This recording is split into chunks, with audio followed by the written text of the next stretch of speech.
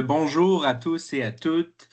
Bienvenue à notre webinaire portant sur notre nouveau volet d'innovation dans notre stratégie GTBT, qui est une stratégie long-short à rendement absolu. Premièrement, je vais prendre deux petits mots, parler de notre firme. Donc, BCAP, c'est une firme qui a été fondée en 2020 et sa mission, c'est d'offrir des stratégies innovantes et personnalisées à ses clients.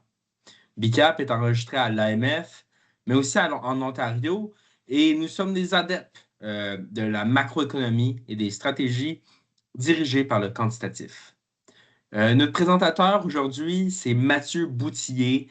Mathieu est titulaire d'une maîtrise en économie et du titre CFA. Il est aussi président et fondateur de BCAP. Avant de fonder BCAP, Mathieu a travaillé chez JP Morgan en recherche ainsi que chez BMO. J'espère que vous apprécierez le webinaire aujourd'hui et n'hésitez pas de poser vos questions via la boîte de chat.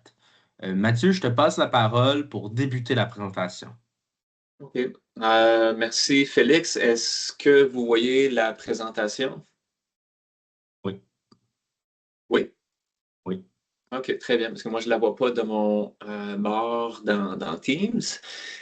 Alors, bonjour à tous. Merci d'être avec nous aujourd'hui. Si quelqu'un ne voyait pas la présentation parmi les invités, une prière de lever la main et on va rectifier la situation. Donc, essentiellement, le but aujourd'hui, c'est dans un court laps de temps, on vise 30 minutes, mais de montrer pourquoi l'opportunité pourrait être en place dès maintenant pour saisir une balle thématique qu'on a appelée l'innovation. Donc, essentiellement, quand on est des gestionnaires qui portons le chapeau de macro plus, c'est souvent de l'investissement dirigé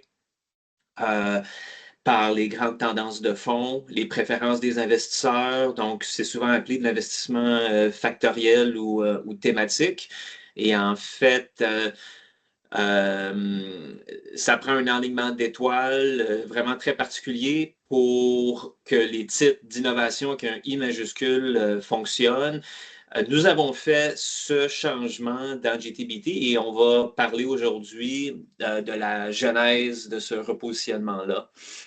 Donc, voici notre fantastique équipe, Félix, Mathieu, Jean-François Gagnon ainsi qu'Audrey Couture-Martel.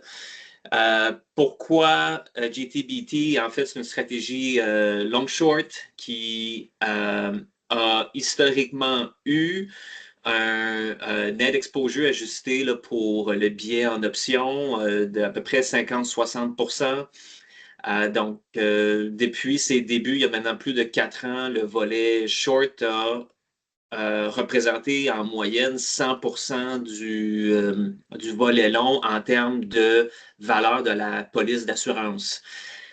Donc, on a toujours un gros coussin et puis on essaie de positionner le long, donc la patte longue de la stratégie sur ces facteurs à travers le monde qui ont le potentiel d'alpha le plus intéressant. Et en fait, les rendements nets de frais de gestion analysés depuis le début sont d'à peu près 12%.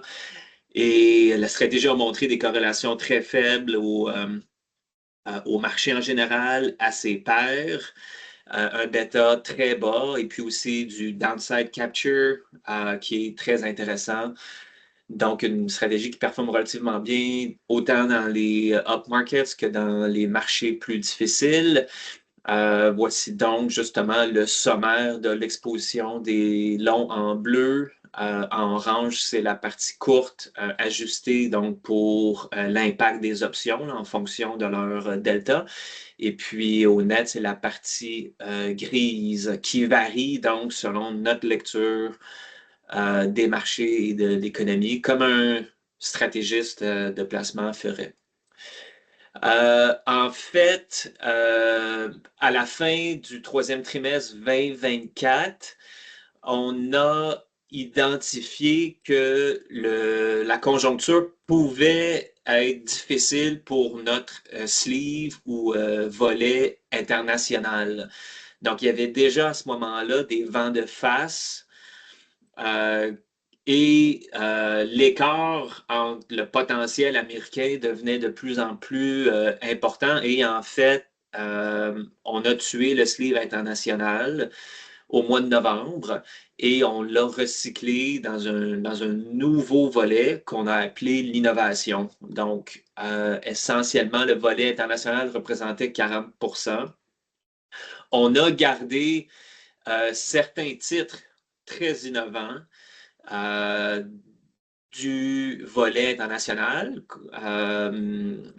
Donc, par exemple, Schneider en France ou ABB, également un autre titre européen dans le département de l'automatisation. C'est deux bons exemples qui confèrent ce genre de profil d'attributs là, très innovants. Cependant, les ventes nous ont permis de pousser dans des titres d'innovation plus risqués, mais à potentiel également plus appréciable. Et souvent, on s'est permis de descendre dans le profil de qualité, mais aussi de taille de l'entreprise. Et certains de ces titres sont déjà en hausse de plus de 50%, comme quoi le timing a été opportun. En soi, 5 étoiles importantes, bien, il y en a d'autres. Ça pourrait aussi se décortiquer en sous-étoiles, mais essentiellement la constellation avec les principales étoiles. Les voici. Donc, c'est l'amélioration des marchés des capitaux qui va souvent de main avec une prise de risque des investisseurs qui s'améliore. Deuxièmement, les élections américaines, en fait, sont conclues avec de nouvelles opportunités spécifiquement pour le volet innovation qui, on pense, seront favorables. Troisièmement, à l'échelle mondiale, ça fait relativement longtemps, il y a une demande pour augmenter la productivité. Donc, les champions mondiaux sont les Américains, investissent versus ses pairs des marchés développés à peu près 1,5 à 2 de plus en pourcentage du PIB par année. Donc, c'est immense l'écart et versus les marchés émergents encore plus. Ceci dit, avec justement ces nouvelles nominations qui vont prendre effet en début d'année 2025 dans la machine politique américaine, on pense qu'il y a même lieu pour qu'il y ait même une accélération d'investissement en innovation. Donc, essentiellement, ça prend des fournisseurs, mais ça prend également la demande. Et la demande peut venir autant du secteur privé que du secteur gouvernemental. Le contexte de soft landing est quand même appréciable dans l'équation. Ça permet, entre autres, possiblement là, une baisse des taux d'intérêt graduels et ça permet donc un environnement où le rythme de croissance peut demeurer relativement fort sans mettre trop de pression sur l'accélération des prix. Et en dernier lieu, c'est un constat qui finalement peut s'apprécier depuis plusieurs années, mais qui semble se peaufiner à travers le temps, mais c'est la convergence de plusieurs technologies émergentes. L'intelligence artificielle, certainement, est au cœur de ça, mais permet des percées dans d'autres créneaux et, entre autres, dans beaucoup de situations, en fait, il y a une multiplicité donc, de technologies qui permettent d'arriver à des résultats vraiment bénéfiques. Et sans oublier que faire une percée technologique, c'est une chose, mais le delivery, la méthode qu'elle va être amenée au consommateur est très important. Puis avec l'avènement de, évidemment, l'Internet, du e-commerce et de d'autres technologies, comme par exemple la télémédecine, possiblement les drones.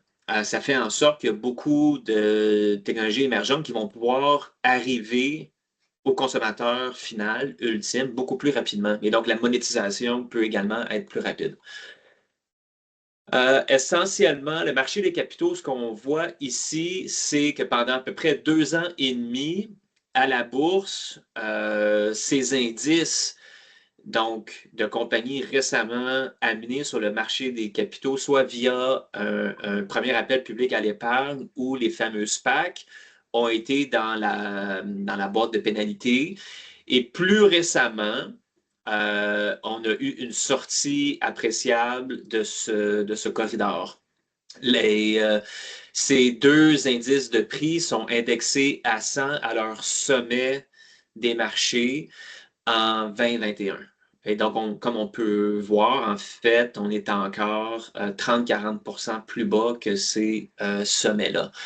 L'activité sur le marché des capitaux sur plusieurs années, comme on peut voir, a été très moribonde depuis l'écrasement qui est arrivé en 2021. Et comme on peut voir dans le segment de droite, c'est plus récemment qu'on a vu les volumes augmenter. Donc, on a une confirmation que les premiers rappels donc, publics à l'épargne, les IPO, commence à reprendre du poil de la bête. Mais comme on peut voir dans le segment de gauche, autant en dollars qu'en nombre de deals, c'est encore très bas.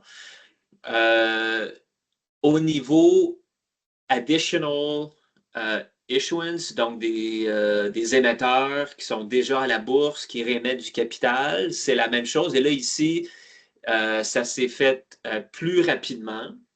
Donc, on a déjà un retour, une possibilité pour les émetteurs de capital d'émettre des actions et qu'il y a de la demande pour ça. Comme on a vu dans le graphique précédent, en fait, les indices performent. D'ailleurs, plus récemment, on a eu un des meilleurs rendements un mois après l'IPO depuis plusieurs années et c'était 12,5% de rendement post-IPO.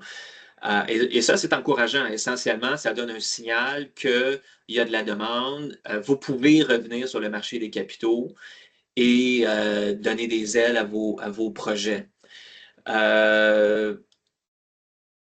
Très bien. Et du côté du crédit, plus récemment, on a vu donc en 2024, et ça, ce sont des indicateurs selon le Senior Loan Officer Survey, que les prêteurs se réchauffent à l'idée de prêter et avec une possible déréglementation du côté américain, on peut penser que l'oxygène à l'économie, notamment à ces compagnies qui en ont le plus de besoin, va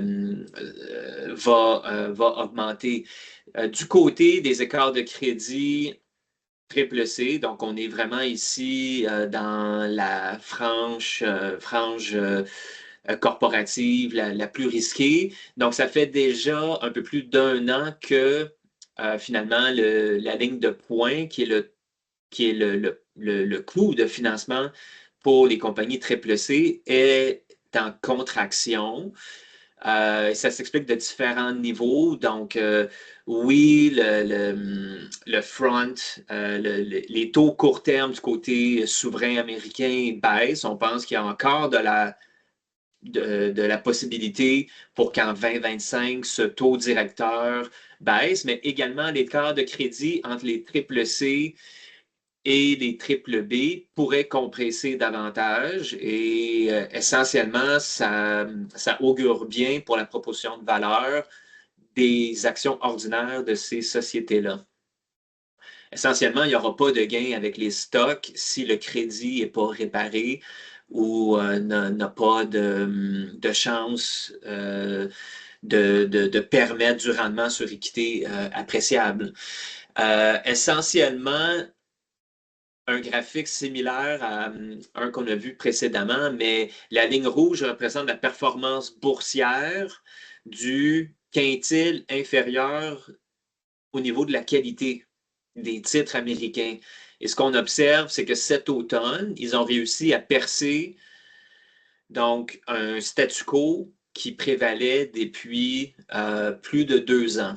Et la ligne bleue inférieure, en fait, c'est le fonds négocié en bourse de l'équipe de Cathy Wood, le ARKK, qui, sans surprise, va corréler beaucoup avec les titres qui ont des profils de qualité fondamentale inférieurs. Donc, ça augure bien pour une reprise. Et essentiellement, on n'est pas en première période. Donc, pour parler en termes de baseball, on est peut-être dans la 3e ou 4e de 9. Il y a déjà eu des rebonds, mais on pense qu'il y a encore de la place pour saisir cette opportunité à la bourse du côté des titres d'innovation. On l'a vu, l'élection américaine a été une victoire retentissante pour l'équipe de Trump. L'équipe de Trump, en fait, va être la plus nantie de tous les temps, toute époque et géographie confondue.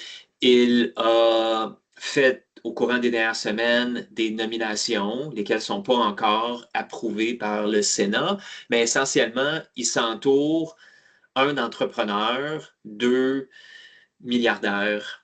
Et donc, l'agenda politique va être sans doute teinté d'une motivation à ce que ce genre d'entreprise d'innovation technologique fonctionne. Donc, on a vu la création du nouveau département de Dodge avec Elon Musk, un des hommes les plus puissants et richissimes sur la planète, plus de 300 milliards américains de fortune. Et puis, un entrepreneur d'une biotech, Vivek Ramaswamy, à la tête de ce nouveau département qui veut augmenter l'efficience, donc la productivité de la machine gouvernementale américaine. Essentiellement, ça passe par des coupures d'emploi, mais certainement par l'intégration de nouveaux processus, que ce soit le blockchain, que ce soit le software, et ainsi de suite.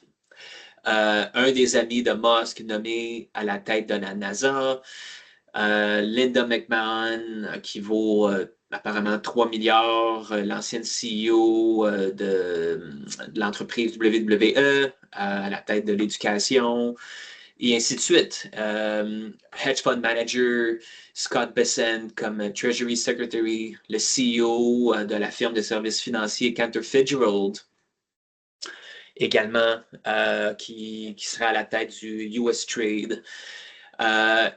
Également, des nominations au niveau de la réglementation, principalement technologique, qui est très crypto-monnaie, très AI aussi, avec Paul Atkins et David Sachs, un des cofondateurs de PayPal, qui est un des VC investors les plus puissants et qui a connu le plus de succès dans sa carrière au monde. Et donc, l'agenda politique, certainement, va continuer dans ce sens-là. Le soft landing, en fait, est prometteur. Donc, on a le Nowcast, la ligne vert foncé en haut, et le Inflation Nowcast. Donc, en haut, c'est le pouls économique selon les données les plus actuelles. Et en bas, c'est le rythme d'inflation selon les différentes mesures de prix les plus actuelles. Donc, c'est très stable, certainement à travers 2024. Selon les fameux break-even, donc basé sur des instruments qui transigent à la bourse, on peut entrevoir depuis déjà plus d'1 an, mais un corridor de prix sur l'horizon 1 à 5 ans, bien ancré à peu près 2,5%, donc à l'intérieur de la fourchette de la Fed. Le marché de l'emploi également permet d'anticiper des conditions d'inflation stables avec dans la partie du graphique du bas, le ratio d'ouverture de poste versus le nombre d'individus qui recherchent un emploi. Et donc, on est revenu même en dessous des niveaux pré-COVID. Et ici, je me permets de dire que les dernières mesures d'ouverture de postes à travers toutes les industries étaient les plus favorables, spécifiquement pour le secteur infotech, qui a rebondi très fortement et d'une amplitude similaire à ce que c'était début 2021. Au niveau des PMI, ce qu'on observe, c'est qu'en fait, il y a une longue pause qui est visible. Et ce qu'on sait, c'est que dans les indices de diffusion, comme les PMI, rarement tu vas rester en contraction et essentiellement, la manière que les questions sont posées, c'est une question de temps avant que le prochain 3 mois soit anticipé comme étant meilleur que le dernier 3 mois et donc que les mesures sautent au-dessus de 50. Et on pense que essentiellement, ça pourrait donc construire la prochaine trame positive qui va permettre de poursuivre dans ces manches-là et donc l'appréciation en capital peut continuer. Ce qu'on voit dans la partie inférieure, c'est que la composante pour les nouvelles commandes qui vient de repasser au-dessus de la composante pour la production, bien ça, c'est très favorable. Et essentiellement, c'est ce qu'on a constaté dans des épisodes précédents qui ont mené à des inflows, donc à des flots rentrants très positifs dans les classes d'actifs justement plus risquées comme en 2017 et 2021. La même manière avec les indices de confiance du consommateur américain. On n'est pas en euphorie.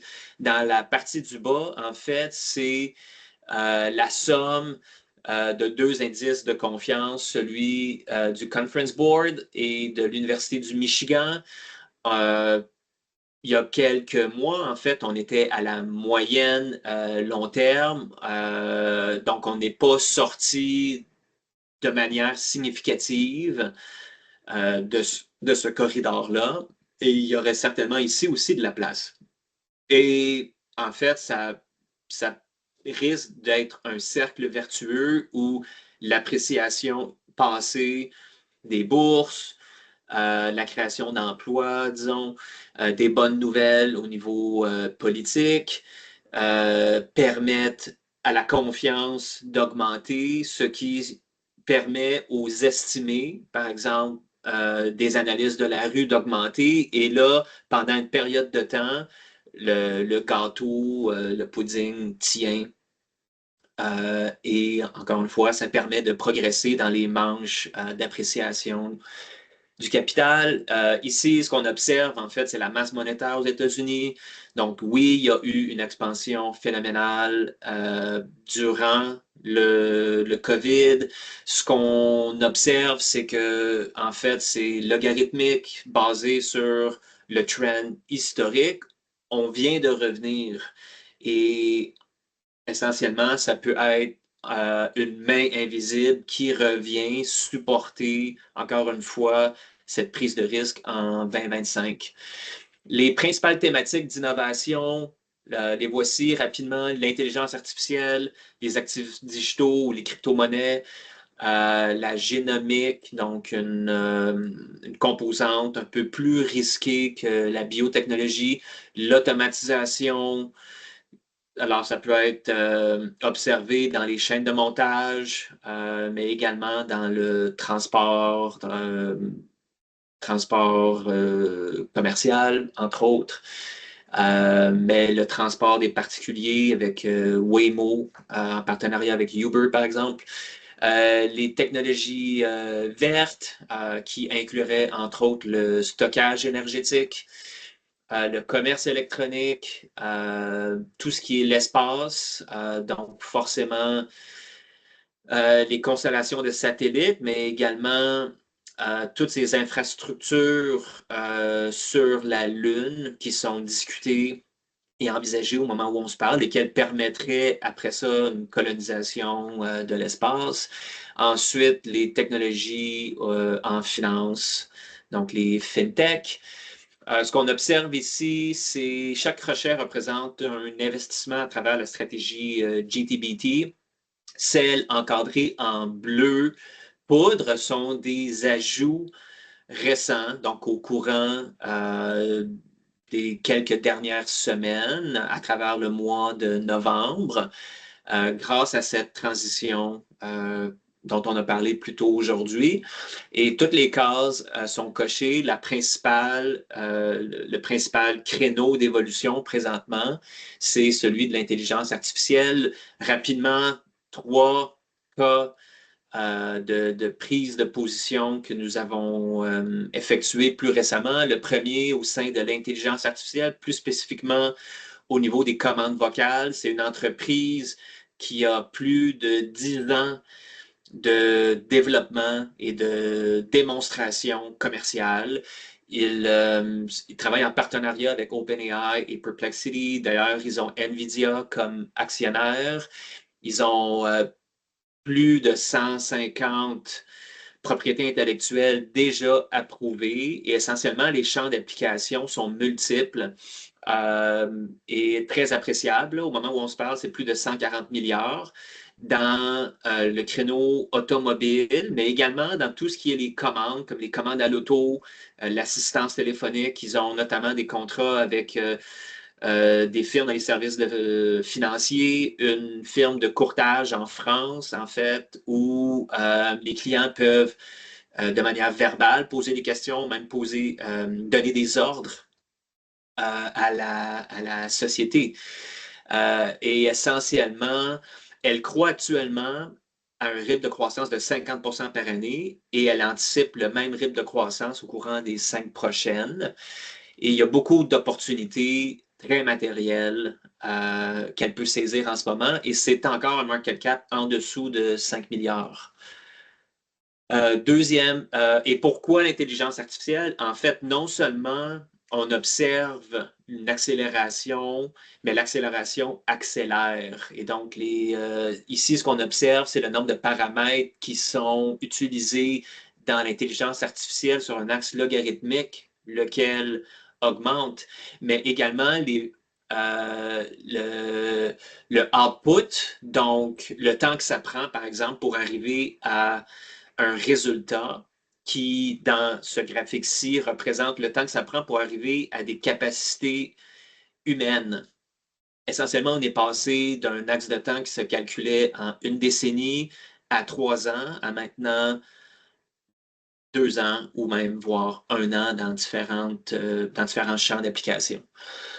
Du côté spatial, on a une compagnie qui a à peine 2 milliards de catalyseurs boursière, mais qui néanmoins est un leader dans son département, qui a des vrais contrats qui se chiffrent en milliards avec la NASA, entre autres pour déployer un système de satellites qui serait donc en orbite alentour de la Lune et également de manufacturer du matériel ou des composantes de matériel roulant qui est ciblé pour une utilisation lunaire. Et dans les actifs digitaux, on a la plus grande société finalement qui fait du minage de crypto-monnaies. Elle en mine plusieurs par jour. Elle en garde forcément sur son bilan également. Plus récemment, comme d'autres sociétés telles que MicroStrategy, ils ont levé des centaines de millions en débentures convertibles à 0% de coupon, avec des seuils de conversion qui sont très loin. On parle de 50%. Et essentiellement, ça signale qu'il y a vraiment, véritablement, un appétit pour reprendre du risque, pour refinancer des sociétés qui sont capables de scaler, donc d'aller chercher des économies d'échelle sur des opérations existantes et qui, à la marge, sont extrêmement profitable une fois que l'infrastructure est en place. Et ce qui est intéressant avec cette société, c'est qu'elle continue de faire l'acquisition de production d'énergie renouvelable, telle que l'éolien. Et au moment où on se parle, 70% en fait de sa structure de coût énergétique est renouvelable. Et aussi bien dire que le coût à la marge pour ce genre d'énergie est très, très bas. Essentiellement, versus des indices comme par exemple le S&P 500, qui est la ligne mauve dans le graphique à l'écran présentement, on voit qu'il y a beaucoup de créneaux d'innovation qui sont encore largement en dessous de leur niveau pré-COVID, tels que génomique ou même biotech ou certains fonds négociés en bourse qui sont axés sur du software innovant de plus petite capitalisation. Il y en a certains qui, plus récemment, ont eu de l'engouement, comme le fameux fonds négocié en bourse ERKK, mais demeurent très loin de ces sommets 2021. Et on montre également Robo qui articule une proposition de valeur sur la robotisation, l'automatisation. À travers tous les placements que nous avons faits dans l'innovation, il y a un seul fonds négocié en bourse que nous avons utilisé spécifiquement pour une industrie où le risque spécifique est très, très grand, très important, et on n'était pas confortable à prendre un risque d'émetteur spécifique idiosyncratique. Et donc, essentiellement, ça veut dire que plus de 95% des positions sont en direct dans des sociétés que nous avons spécifiquement choisies, triées sur le volet. On a regardé des rapports forcément financiers, de recherche. On a regardé leur communication lors d'échanges avec la communauté des investisseurs, les fameux Investors Call. Et certains de ces événements, d'ailleurs, sont livrés de manière webinaire, et à travers Bloomberg, on peut accéder à des sommaires vraiment très bien faits, générés par l'intelligence artificielle, qui articule les points forts qui ont été communiqués lors de ces conférences-là. Bref, nous-mêmes, on utilise à différents degrés des technologies émergentes afin de trouver des meilleures propositions de valeur. Alors, essentiellement, voilà, ça sommarise la balle au bond que nous avons saisi, le cadre d'investissement, pourquoi on pense qu'il y aurait encore du ménage à faire. Et puis, si vous avez des questions, ne vous gênez pas à nous contacter.